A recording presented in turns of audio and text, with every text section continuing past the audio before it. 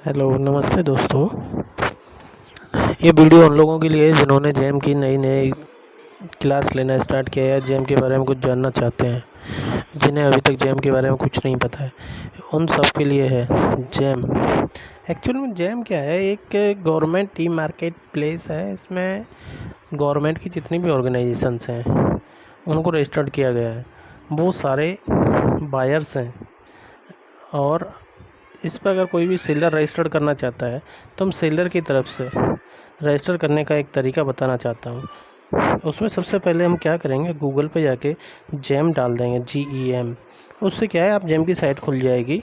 उस पर जाने के बाद आपको अगर पहले से आईडी है तो कोई प्रॉब्लम है ही नहीं, अगर नहीं है तो उसमें साइन अप करना है। और जैसे यहाँ साइन अप आएगा उसमें आएगा सेलर्स और बायर्स।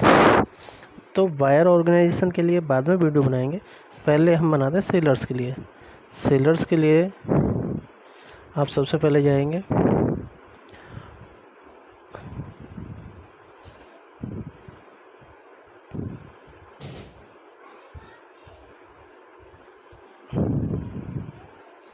ये है अपनी मेन साइट। यहाँ गूगल पे जाने के बाद ये सब खुल जाएगा। इसके बाद इसमें जाके साइन अप करना है, sign up as a seller.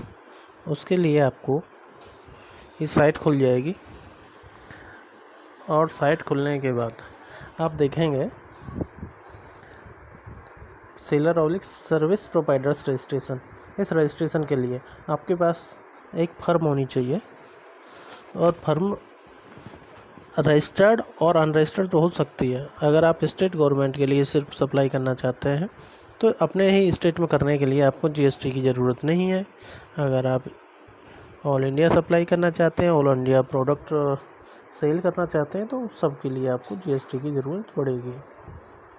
अगर आप इंटरनल अपने ही स्टेट में सप्लाई करना चाहते हैं तो 40 लाख्स आपका टर्नओवर होगा, उस तब तक आप उसमें सप्लाई कर सकते हैं।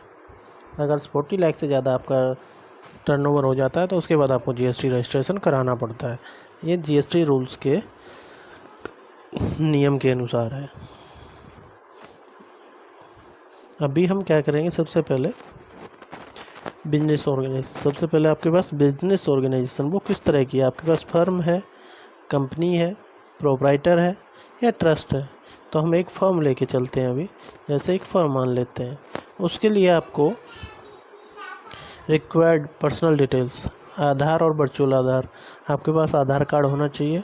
उसके लिए रजिस्ट्रेशन करने के लिए एक्टिव मेल होना चाहिए, बिजनेस का पैन कार्ड होना चाहिए, bank account, income tax return, ITR और रजिस्टर्ड एड्रेस प्रूफ, और उद्यम DIPP